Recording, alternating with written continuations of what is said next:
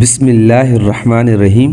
آج ہم آپ کو اس ویڈیو میں قرآن مجید کی آیات اور روایات کی روشنی میں حضرت یوسف علیہ السلام اور زلیخا کا واقعہ بتائیں گے، جس کو قرآن مجید نے احسن القصص کے نام سے یاد کیا ہے۔ تاریخ میں اگر خوبصورتی کے عنوان سے کسی کو یاد کیا جائے تو حضرت یوسف علیہ السلام اور زلیخا کا نام آتا ہے۔ زلیخا عزیز مصر کی بیوی تھی۔ جب حضرت یوسف علیہ السلام کو مصر کے بازار میں بیچا جا رہا تھا تو زلیخا نے اسے دیکھا اور دل و جان سے قربان ہو گئی۔ اس نے عزیز مصر سے کہا کہ اس غلام کو خریدنے میں کوتاہی نہ کرنا۔ الغرض عزیز مصر نے اپنی بیوی زلیخا کے کہنے پر حضرت یوسف علیہ السلام کو خرید لیا اور عزیز مصر حضرت یوسف علیہ السلام کو اپنے گھر لے آئے۔ اپنی بیوی زلیخا سے کہا، جس کو قرآن مجید کی سورہ یوسف آیت نمبر 21 میں بیان کیا گیا ہے، جس نے مصر میں یوسف کو خریدا، اس نے اپنی بیوی سے اس کی سفارش کی اور کہا کہ اس غلام کی منزلت کا احترام کرنا اور اس سے غلاموں والی نگاہ سے نہ دیکھنا، کیونکہ ہمیں امید ہے کہ مستقبل میں ہم اس سے غلام سے بہت فائدہ اٹھائیں گے یا اس سے فرزند کے طور پر اپنا لیں گے۔ بہرحال حضرت یوسف علیہ السلام عزیز مصر کی بیوی زلیخا کے زیر اہتمام زندگی کے ایام گزار رہے تھے کہ جوانی ابھر آئی اور عشق زلیخا درجہ کمال کو پہنچ گیا۔ زلیخا، جس کے دل کی گہرائی میں یوسف علیہ السلام پرکشش تھے اور وہ اپنے حصول مقصد کے لیے بے چین تھی، بالآخر ایک دن زلیخا نے مناسب وقت میں یوسف علیہ السلام کو اپنے پاس بلایا اور محل کے اس کمرے میں لے گئی جو 7 کمروں کے بعد تھا اور سب میں تالے لگا دیے۔ پھر وہاں پہنچ کر حصول مقصد کی طرف متوجہ ہوئی۔ اسی دوران میں اس کی نگاہ اس بت پر پڑی جو دیوار میں نصب تھا اور اس کی بڑی بڑی ہیرے کی آنکھیں چمک رہی تھیں۔ وہ اپنے بستر سے اٹھی اور اپنے پتھر کے خدا کی نابینا آنکھ پر پردہ کھینچ کر پٹی باندھ دی۔ حضرت یوسف علیہ السلام نے پوچھا، تم نے یہ کیا کیا؟ زلیخا نے جواب دیا کہ میں گناہ کرنے جا رہی ہوں، مجھے شرم آتی ہے کہ میں گناہ کروں اور میرا خدا مجھے دیکھ رہا ہو۔ حضرت یوسف علیہ السلام نے فرمایا کہ تمہارا خدا تو ایسا ہے جس کی آنکھ پر تم نے عزم معصیت کے پیش نظر پٹی باندھ دی۔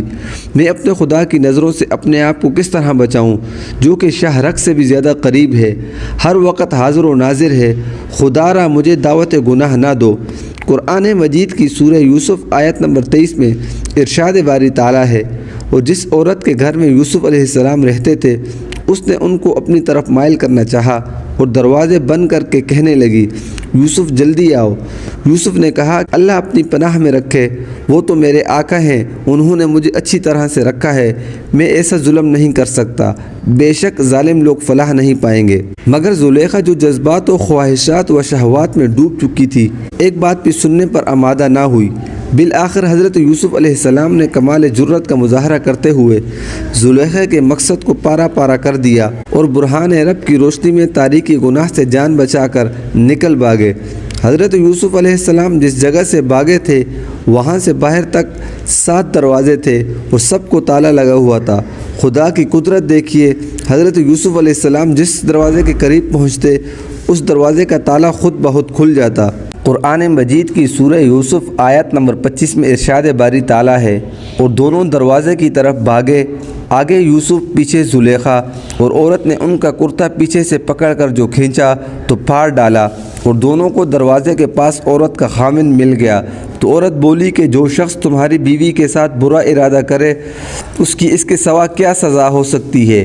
یا تو قید کیا جائے یا پھر اسے دردناک عذاب دیا جائے۔ یہ سن کر حضرت یوسف علیہ السلام بولے، میرے مالک میں آپ کا خریدا ہوا غلام ہوں، میری یہ جرت نہیں ہو سکتی کہ میں آپ کے ساتھ خیانت کروں، میری اس مالکن نے خود مجھے دعوت گناہ دی۔ قرآن مجید کی سورہ یوسف آیت نمبر 26 میں ارشاد باری تعالیٰ ہے، حضرت یوسف علیہ السلام نے کہا کہ اس نے مجھے اصرار اور التماس سے اپنی طرف دعوت دی اور میں اپنے آپ کو بچانے کی کوشش کر رہا تھا اور اسی وجہ سے بھاگ کر یہاں تک آیا ہوں۔ یہ میرا پیچھا کر رہی تھی اور مجھے پکڑنے کے لیے میرے پیچھے دوڑ رہی تھی۔ بالآخر انہوں نے میرا دامن پکڑا اور وہ پھٹ گیا، جیسا کہ آپ دیکھ رہے ہیں۔ یہ سن کر زلیخا نے ایک روایت کی بنا پر کہا کہ دامن پھٹنے کا واقعہ یہ ہے کہ میں سو رہی تھی اور یہ غلام بدنیتی کے ساتھ میرے سرہانے کھڑا تھا۔ پھر اس نے آہستہ سے میرے جسم کو ہاتھ لگایا، میں جاگ اٹھی اور میں نے چاہا کہ اس کی سرزنش کروں۔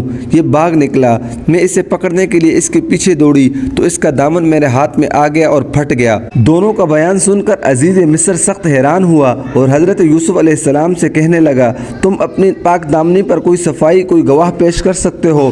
حضرت یوسف علیہ السلام نے فرمایا کہ میرے پاس تو کوئی گواہ نہیں ہے، میں آپ کو یقین دلاتا ہوں جو کچھ کہہ رہا ہوں بالکل سچ ہے۔ اگر آپ میری صداقت پر گواہی لینا چاہیں تو اس بچے سے لے لیں جو گود میں پڑا ہوا ہے۔ عزیز مصر نے کہا، یہ تو دودھ پیتا بچہ ہے، یہ کیسے بول سکتا ہے؟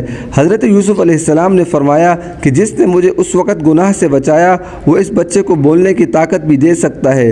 اس گفتگو کا تمام ہونا تھا کہ گود میں پڑا ہوا دودھ پیتا بچہ جس کی عمر 4 یا 6 ماہ تھی، جو زلیخا کا ماموں زاد یا خالہ زاد بھائی تھا، بلند آواز سے بولا۔ قرآن مجید کی سورہ یوسف آیت نمبر 26 اور 27 میں ارشاد باری تعالیٰ ہے، اس کے خاندان میں سے ایک گواہ نے گواہی دی، اگر اس کا کرتا آگے سے پٹا ہو تو یہ سچی اور یوسف جھوٹا ہے، اور اگر کرتا پیچھے سے پٹا ہو تو یہ جھوٹی اور وہ سچا ہے۔ یہ سن کر نہ صرف عزیز مصر حیران ہوا بلکہ سارا گھرانہ حیران ہو گیا۔ الغرض بچے کا بیان سن کر عزیز مصر نے حضرت یوسف علیہ السلام کے کرتے پر نگاہ ڈالی تو وہ پیچھے سے پٹا ہوا تھا۔ غصے میں زلیخا سے بولا، سب تمہاری حرکت ہے، یہ غریب بے خطا ہے۔ پھر یوسف علیہ السلام کی طرف متوجہ ہو کر کہا، یوسف اب اس بات کو جانے ہی دو اور کسی پر ظاہر نہ کرو، کہیں ایسا نہ ہو کہ افسانہ بن جائے اور ذلت و رسوائی ہو۔ پھر زلیخا کی طرف متوجہ ہو کر بولا، اپنے گناہ کی معافی مانگو اور توبہ کرو۔ الغرض حضرت یوسف علیہ السلام کو قید خانے میں بھیج دیا گیا اور زلیخا بھی ندامت کے ساتھ خاموش ہو کر بیٹھ گئی اور عزیز مصر بھی اسے پی گیا تاکہ یہ واقعہ پھیل نہ جائے۔ لیکن اس قسم کے واقعات کہاں چھپتے ہیں؟ آخر کار بات پھوٹ نکلی اور داستان بن کر لوگوں کی زبانوں پر چڑھ گئی اور یہاں تک پھیل گئی کہ ہر بندہ اس واقعے کا تذکرہ کرنے لگا۔ زلیخا جو اپنے کیے پر نہیں بلکہ اپنی ناکامی پر پچھتا رہی تھی، دل میں سوچنے لگی اس کا رد عمل کیا ہونا چاہیے۔ آخر اس کی سمجھ میں آیا کہ ارکان دولت کی ان عورتوں کو جو اس میں زیادہ دلچسپی لے رہی ہیں دعوت پر بلایا جائے اور حضرت یوسف علیہ السلام کو ان کے سامنے گزارا جائے تو انہیں معلوم ہو جائے کہ دل پر کس طرح چھری چلتی ہے اور دماغ کیوں کر بے قابو ہو جاتا ہے۔ چنانچہ اس نے عورت کو دعوت میں بلایا اور زلیخا نے ایک ایک تیز چھری اور ایک ایک پھل دے کر ان عورتوں سے درخواست کی، جس وقت میں کہوں تم ان پھلوں کو کاٹ دینا۔ ان عورتوں نے منظور کر لیا۔ قرآن مجید کی سورہ یوسف آیت نمبر 31 میں ارشاد باری تعالیٰ ہے، پھر جب زلیخا نے ان عورتوں کی گفتگو جو در حقیقت میں دیدار یوسف کے لیے ایک چال تھی سنی تو ان کے پاس دعوت کا پیغام بھیجا اور ان کے لیے ایک محفل مرتب کی اور پھل تراشنے کے لیے ہر ایک کو ایک ایک چھری دی اور یوسف سے کہا ان کے سامنے آؤ۔ جب عورتوں نے ان کو دیکھا تو ان کا رعب و حسن ان پر ایسا چل گیا کہ پھل تراشتے تراشتے اپنے ہاتھ کاٹ لیے اور بے ساختہ بول اٹھی کہ اللہ پاک ہے، یہ آدمی نہیں، یہ تو کوئی فرشتہ ہے۔ یہ دیکھ کر زلیخا کو موقع مل گیا تو بولی، میری بہنوں تم تو میری مذمت کرتی تھی اور کہا کرتی کہ عزیز مصر کی بیوی ایک غلام پر فریفتہ ہو گئی، کہو اب کیا کہتی ہو؟ یہ سن کر عورتوں نے معذرت کی اور زلیخا سے کہا، بے شک تم جذبہ عشق میں بے خطا ہو۔ الغرض عزیز مصر پر زلیخا نے کچھ اس درجہ دباؤ ڈالا کہ وہ حضرت یوسف علیہ السلام کو دوبارہ قید خانہ بھیجنے کے لیے تیار ہو گئے۔ حضرت یوسف علیہ السلام قید خانے میں بھیج دیے گئے۔ وہاں پہنچ کر وہ عبادت میں مصروف و مشغول ہو گئے۔ خدا نے حضرت یوسف علیہ السلام کو درجہ نبوت پر فائز کیا اور تعبیر خواب کا خصوصی علم دیا۔ حضرت یوسف علیہ السلام قید خانے میں لمحات حیات گزار رہے تھے کہ ادھر فرعون مصر نے ایک خواب دیکھا جس کی تعبیر کوئی نہ بتا سکا۔ فرعون مصر کو بتایا گیا، آپ کے خواب کی تعبیر صرف یوسف بتا سکتے ہیں جو اس وقت قید خانے میں ہیں، کیونکہ یوسف علیہ السلام نے 2 قیدیوں کے خواب کی تعبیر بتائی تھی اور بالکل ویسا ہی ہوا جیسے یوسف علیہ السلام نے بتایا تھا۔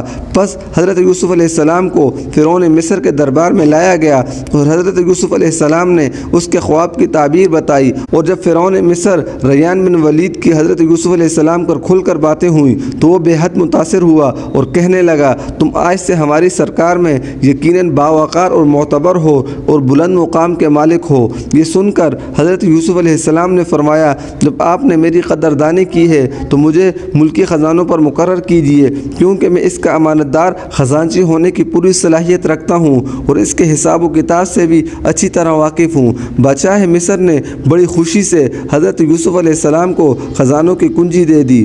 دوستو، اگر آپ کو یہ ویڈیو پسند آئی تو چینل کو سبسکرائب کریں اور لائک کریں اور کمنٹ ضرور کریں۔ اگر آپ اس ویڈیو کا پارٹ 2 سننا چاہتے ہیں تو کمنٹ میں اپنی رائے کا اظہار ضرور کریں۔